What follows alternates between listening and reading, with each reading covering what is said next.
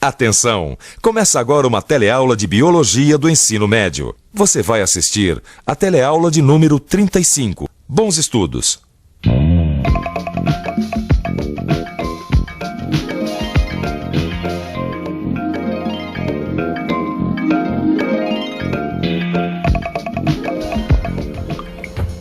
Meu Deus do céu!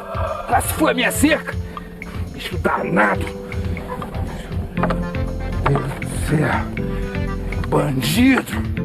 Foi, tio? O que tá acontecendo? O gambá, outra vez. Ele deve ter levado outra galinha. Esse pestinha. Esse bicho tá tirando o senhor do sério mesmo, hein? Tá assim, Renato. Vai ficar muito sério pro lado dele na hora que eu pegar esse danado. Ele vai ver quem é que ganha essa competição. Esse predador vai ter que procurar presa em outro galinheiro. Peraí, competição, predador? Do que o senhor tá falando, tio? Das relações entre diferentes seres vivos no mesmo ambiente. Porque esses são temas da nossa teleaula de hoje. Nesta teleaula você vai aprender o que é uma relação de predação. Vai ver a competição entre indivíduos de espécies diferentes e entre os da mesma espécie. E saber o que é a cadeia alimentar.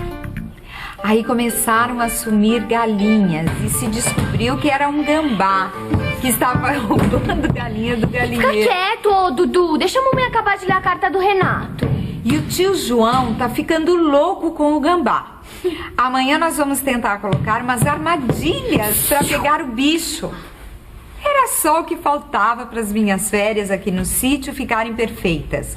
Conseguir pegar esse predador. Mãe, eles não estavam querendo pegar o gambá? Que história é essa de predador? Dudu, o predador é o gambá. Escuta, esse gambá não vai mais levar daqui nenhuma presa. Mãe, mas o gambá não estava atrás de uma galinha? Que história é essa também de presa? A galinha presa, Dudu. Predador e presa? O que isso tem a ver com gambá e galinha? O gambá e a galinha têm uma relação que chamamos de predação. É o nome que damos à relação do animal que caça para comer, o predador, com o animal que é caçado, a presa. E isso não vale só para o gambá e a galinha. Certos animais caçam para comer, e seu alimento é outro animal. Eles são chamados de predadores. Os animais que são caçados são a presa. A relação entre eles é a predação. Peraí, tio.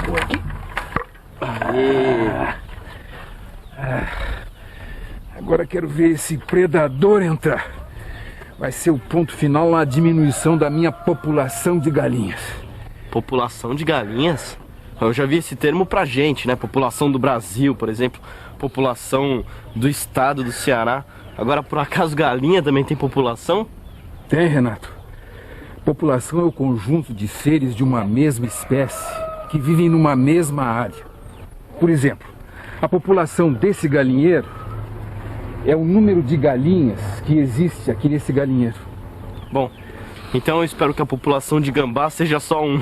Eu também espero que só existe um indivíduo gambá aqui nessa área, aqui por perto. Você sabe, né?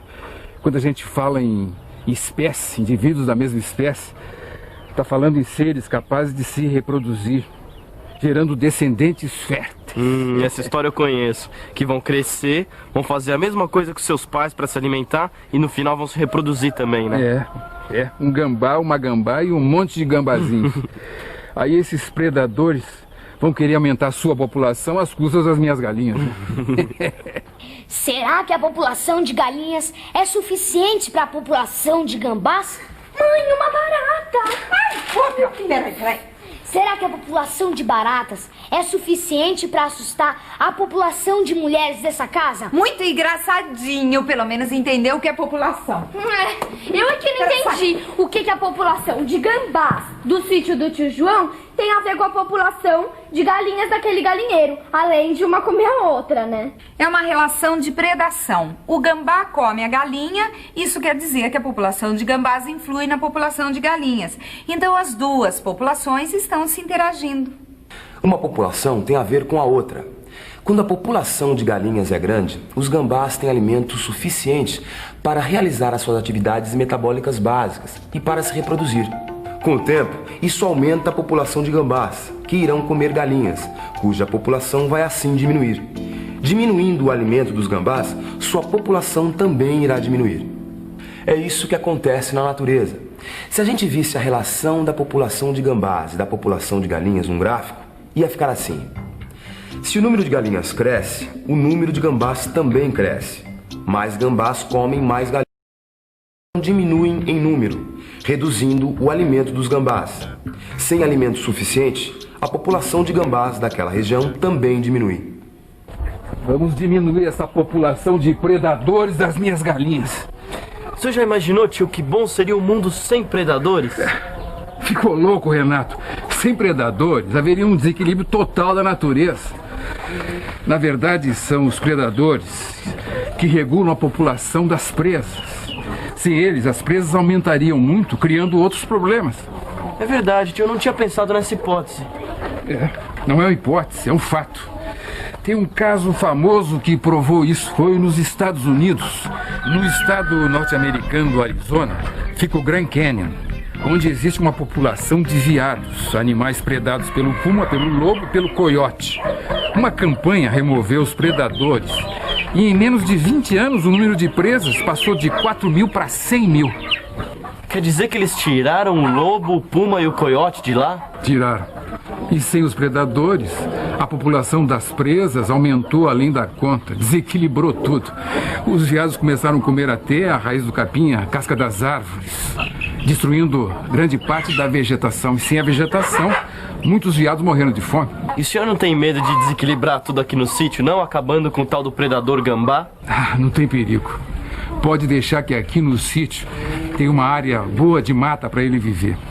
Além do que, o problema entre esse gambá e eu é outro. Cada galinha que ele come é uma galinha a menos na minha mesa. Isso aqui tá parecendo uma competição pelas galinhas. E é. Uma competição interespecífica. Não vamos dar chance para o gambá. Tio João e eu é que vamos ganhar essa competição interespecífica. Que competição interespecífica? É quando duas espécies diferentes disputam a mesma fonte de alimento. Ah, já sei. Então, o gambá é de uma espécie e o tio João é de outra espécie. Ele é um ser humano. E os dois disputam a mesma coisa. As galinhas. Mãe, o gato tomou todo o meu leite. Parece que nesse caso você perdeu a competição interespecífica. Agora ele vai ver quem é que ganha no final. É bom que seja você, porque quando duas espécies disputam o mesmo alimento, uma sempre leva a pior. É o princípio de Gauss. O princípio de Gauss foi formulado a partir de experiências realizadas em laboratórios que mostraram que duas espécies que comem exclusivamente a mesma coisa não podem viver no mesmo local ao mesmo tempo. Se isso acontecer, uma delas acaba entrando em extinção. Uma das espécies vai levar a melhor, vai acabar sem alimento. A experiência que levou à formulação do princípio de Gauss está descrita aí no seu livro. Mas a competição entre espécies diferentes é só uma das disputas que cada animal está travando na luta pela sobrevivência. Existe outro tipo de competição que envolve indivíduos da mesma espécie. Competição intraespecífica. É quando dois animais da mesma espécie competem entre si. E o senhor não tem um exemplo dessa competição intraespecífica, tio? Tenho sim, ó. Tá aqui na mão.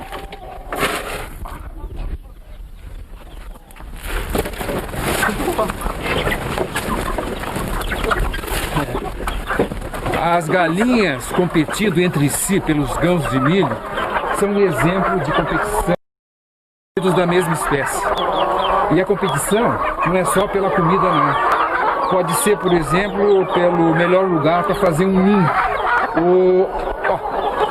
Tá vendo ali meu garanhão? Precisava ver ele e o baio competindo pela égua malhada. A coisa foi mais feia do que esses montes de pena voando por aqui. É meu. Não, solta! Ai, solta! Solta! Você já Parem com isso! Já vi que vocês entenderam direitinho o que é uma competição intraespecífica. Competição, predação. Pra tudo isso precisa de muita energia. Energia? Vocês estão brincando, mas fiquem sabendo que nós podemos falar da relação entre os diferentes seres vivos também a partir da transferência de energia de um para o outro. Um ser vivo transfere energia pro outro? Mas a gente não obtém energia do alimento? É dessa energia mesmo que nós estamos falando. Quando um ser vivo se alimenta de outro, está obtendo energia. E nós podemos organizar as relações entre os seres segundo o tipo de alimento que cada um consome. É a chamada cadeia alimentar. Cadeia alimentar. Transferência de energia, não tô entendendo, tio. É simples, Renato. Olha só esse milho. Pela fotossíntese, o milho transforma a energia da luz do sol em energia química, na forma de celulose, glicose, proteínas, etc. Essa energia passa para a galinha quando ela come o milho.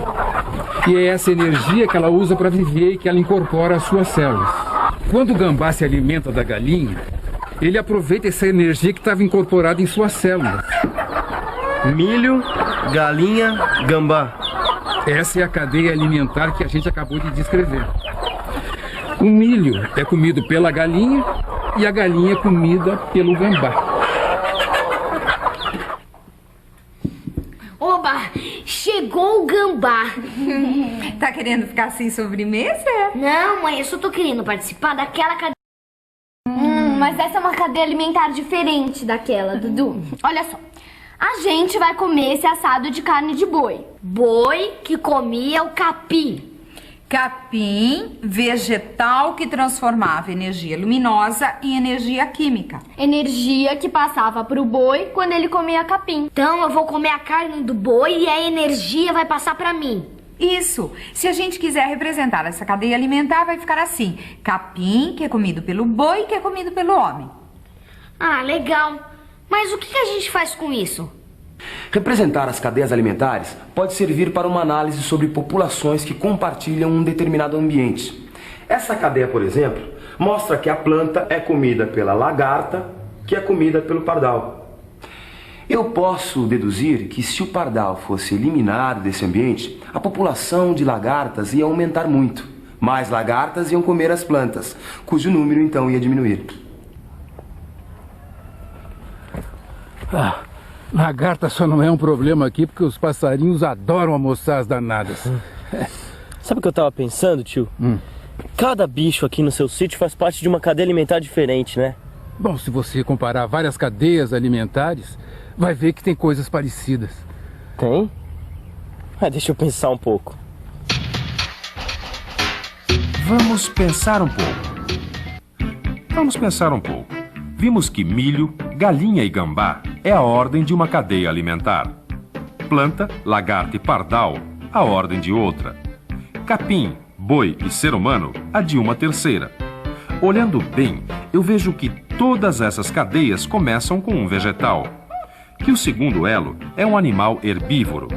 E o terceiro elo é de animais carnívoros. Assim posso concluir que, em geral, as cadeias alimentares têm essa sequência. A cadeia alimentar começa sempre com um vegetal, Renato. Engraçado, né, tio? Engraçado não, é lógico. As plantas são seres capazes de produzir seu próprio alimento através da fotossíntese. Certo. E elas começam a cadeia que vai passar essa energia de um ser vivo para o outro. Tá certo, sim. E vale a pena revisar. E atenção, se liga aí que é hora da revisão. Na teleaula de hoje, você aprendeu que predação é a relação existente entre um predador e sua presa. Viu como a população de cada animal é afetada pelo tamanho da do outro, com o qual interage. Aprendeu o que chamamos de competição interespecífica, a disputa de indivíduos de espécies diferentes pelo mesmo alimento. E que competição intraespecífica é o nome da disputa entre indivíduos da mesma espécie. Você também viu que cadeia alimentar é a representação da ordem de transferência de energia de um ser vivo para o outro. Deu pra perceber que os seres vivos estão sempre interagindo, né, tio? Ou entre eles, ou com o ambiente onde eles vivem. Para que o ambiente esteja sempre equilibrado, é preciso que o homem respeite essas interações. Assim vamos estar garantindo o equilíbrio da natureza e a preservação das espécies. É isso aí. Até a próxima.